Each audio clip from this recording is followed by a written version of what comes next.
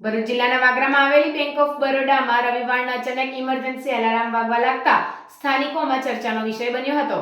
આ બાબતે વાગરા પોલીસને જાણ થતાં બેંક કર્મીઓ સાથે બેંક ખોલી તપાસ કરતા કોઈ ક્ષતિના કારણે એલાર્મ વાગ્યું હોય લોકોએ રાહતનો શ્વાસ લીધો હતો।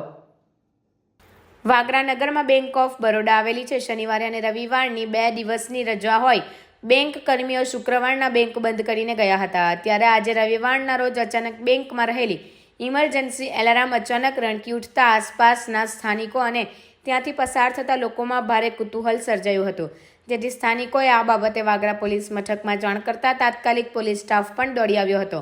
આ અંગે પોલીસે બેંક ઓફ બરોડાના કર્મીઓને જાણ કરતા તેઓ પણ બેંક પર દોડી આવી પોલીસની હાજરીમાં બેંક ખોલીને જોતા કોઈ ટેકનિકલ ખામીના કારણે ઇમરજન્સી એલાર્મ રણકી ઉઠ્યું હોવાનું જાણવા મળ્યું હતું। જોકે કોઈ ઘટના નહીં બની હોય। બેંક કર્મીઓ સહિત સ્થાનિકોએ રાહતનો શ્વાસ લીધો હતો।